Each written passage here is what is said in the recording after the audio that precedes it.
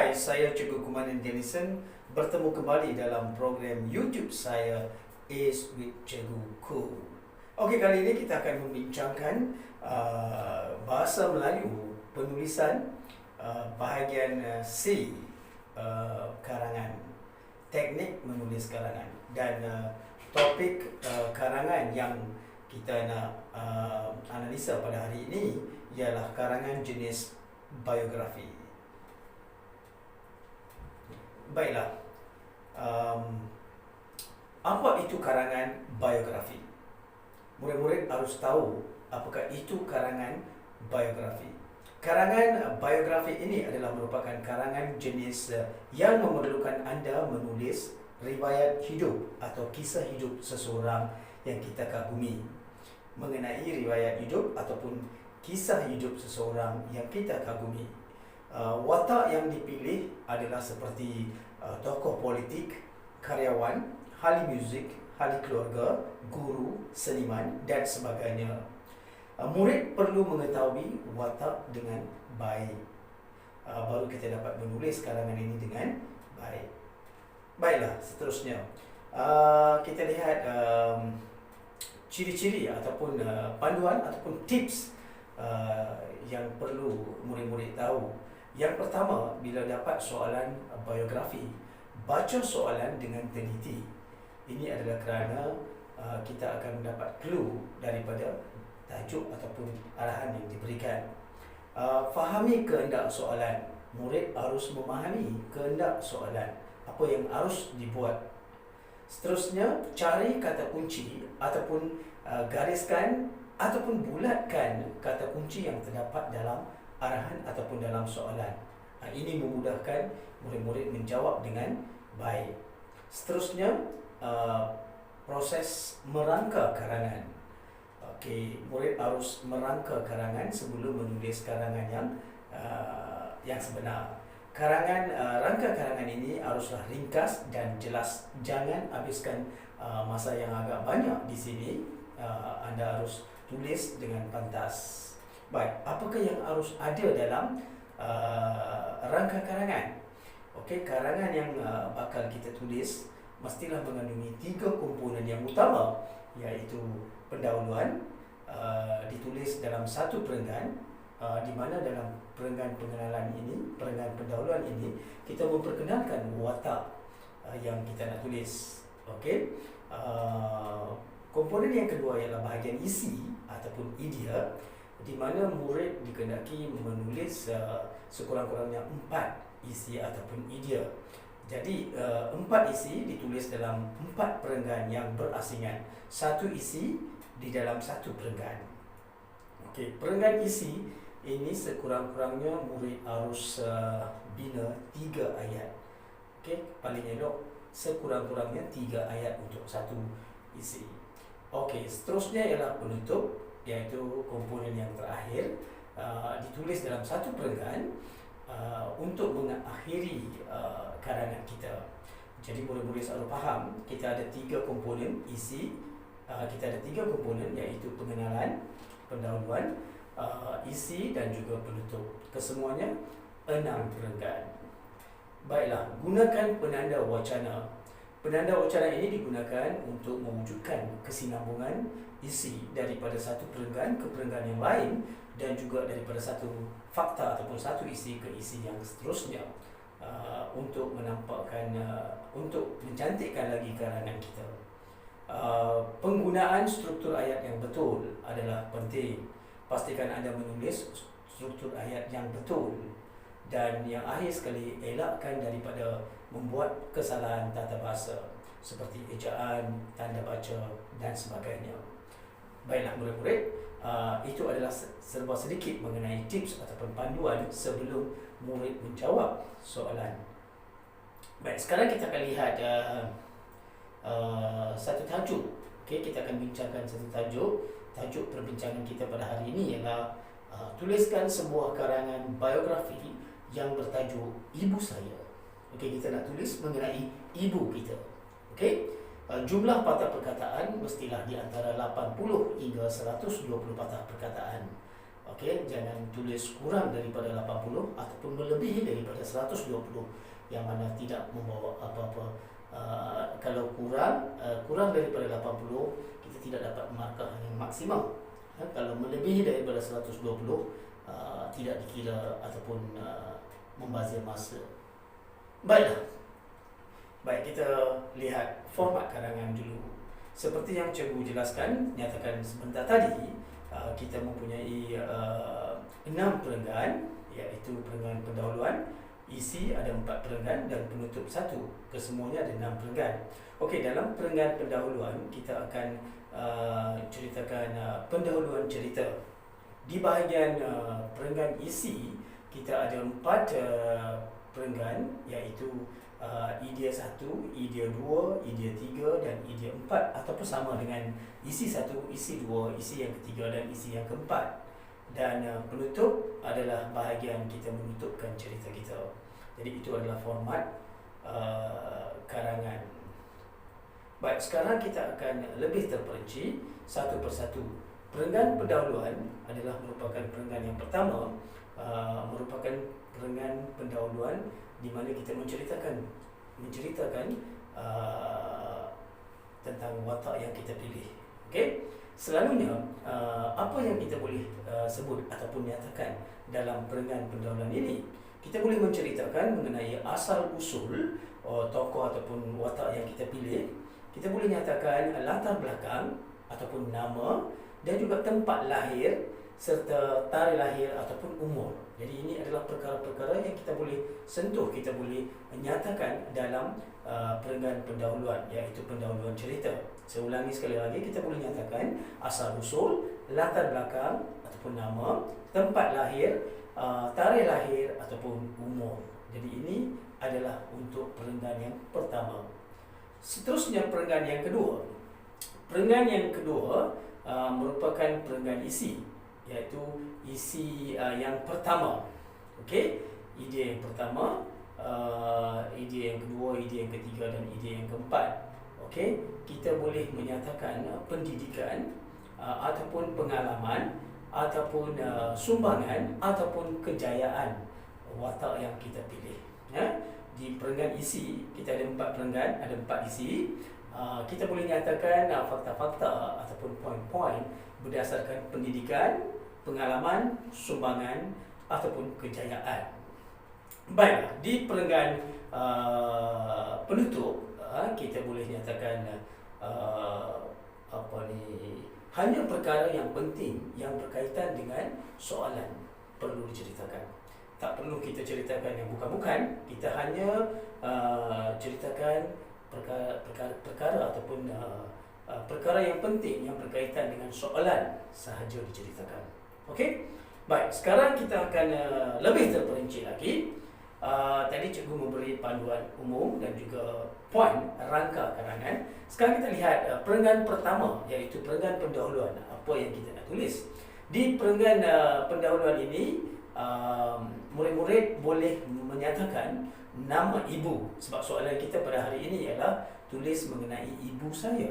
Jadi kita nak menulis mengenai ibu, jadi kita boleh nyatakan nama ibu diikuti dengan umur ibu, tempat lahir ibu dan juga tarikh lahir ibu. Jadi 4 perkara ini kita boleh letakkan dalam perenggan pendahuluan, iaitu perenggan yang pertama. Okey, memperkenalkan watak yang kita pilih, iaitu ibu. Okey, seterusnya di perenggan yang kedua. Perenggan yang kedua ini adalah merupakan isi yang pertama. Kita ada 4 isi. Ini adalah merupakan isi yang pertama ataupun idea yang pertama. Jadi di sini kita boleh nyatakan mengenai pendidikan awal, pendidikan menengah dan juga universiti. Di mana di mana ibu mendapat pendidikan awal, pendidikan menengah dan juga seterusnya universiti. Kita nyatakan perkara ini dalam perenggan yang kedua, iaitu idea ataupun isi yang pertama. Baik, perenggan yang ketiga iaitu idea yang kedua ataupun isi yang kedua. Di sini kita boleh menyatakan tentang pekerjaan ibu. Ibu adalah merupakan seorang guru. Okey, ibu berdedikasi, ibu disayangi. Okey, ibu adalah merupakan seorang guru, ibu adalah merupakan seorang guru yang berdedikasi dan disayangi oleh murid-murid di sekolahnya. Jadi seorang guru dedikasi, disayangi, boleh dinyatakan dalam idea ataupun isi yang kedua di perenggan yang ketiga. Baiklah, seterusnya ialah perenggan yang keempat. Perenggan yang keempat ini adalah merupakan idea ataupun isi yang ketiga. Okey, dalam isi yang ketiga kita boleh menyatakan ibu adalah merupakan seorang yang penyayang. Okey, penyayang kata kuncinya. Menyayangi, murid-murid menyayangi ibu, kamu sendiri boleh menyayangi ibu, dan ibu adalah merupakan tegas, seorang yang tegas. Jadi penyayang, menyayangi dan juga tegas adalah tiga perkara ini kita boleh sebut dalam idea yang ketiga di perenggan yang keempat. Baiklah, perenggan yang kelima yang merupakan isi yang terakhir, iaitu idea yang terakhir, iaitu idea yang keempat, kita boleh menyatakan ibu adalah merupakan seorang yang rajin, ataupun ibu menyediakan hidangan setiap hari, ibu membantu dalam pelajaran, membantu dalam segala urusan harian kamu. Jadi kamu boleh menyebutkan ibu rajin, menyediakan hidangan, membantu. Tiga perkara ini, tiga poin ini, tiga isi ini boleh dinyatakan dalam isi yang keempat ataupun idea yang keempat di perenggan yang kelima.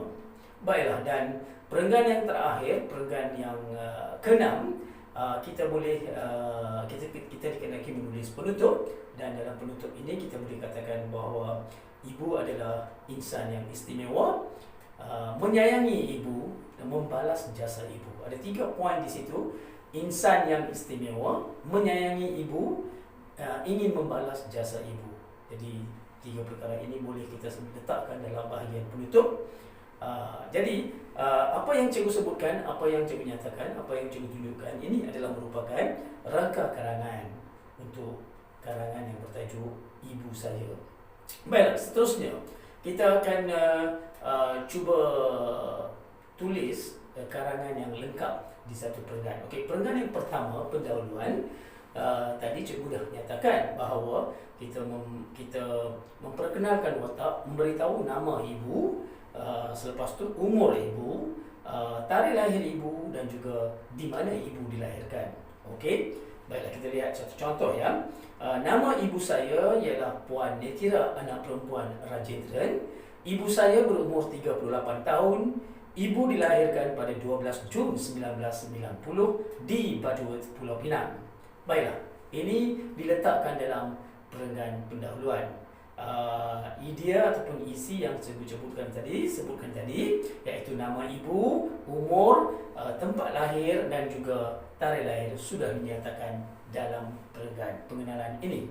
Okey, jadi ini adalah merupakan satu jawapan yang kompak untuk pendahuluan. Baik, seterusnya kita lihat perenggan yang kedua, iaitu idea ataupun isi yang pertama. Di isi yang pertama tadi cikgu dah nyatakan kepada kamu, kita ceritakan mengenai pendidikan awal, pendidikan menengah dan juga universiti.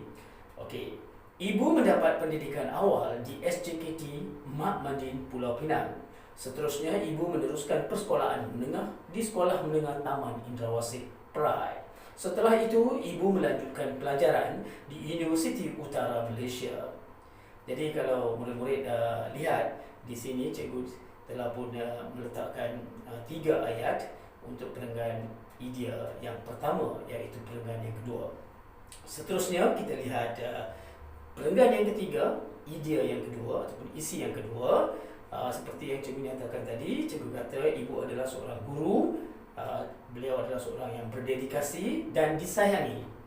Mari kita lihat dalam perenggan yang lengkap. Kini ibu bertugas sebagai seorang guru di Sekolah Menengah Kebangsaan Perai. Ibu merupakan seorang guru yang berdedikasi.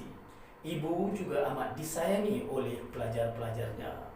Jadi ketiga poin tadi, seorang guru, dedikasi dan disayangi, cikgu telah letakkan dalam perenggan dalam ayat yang lengkap.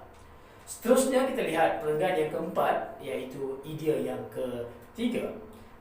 Dalam idea yang ketiga, cikgu telah nyatakan tadi, ibu adalah merupakan seorang yang penyayang, menyayangi dan juga tegas. Baiklah, kita lihat dalam ayat yang lengkap. Di rumah ibu merupakan seorang yang penyayang. Ibu amat menyayangi anak-anaknya.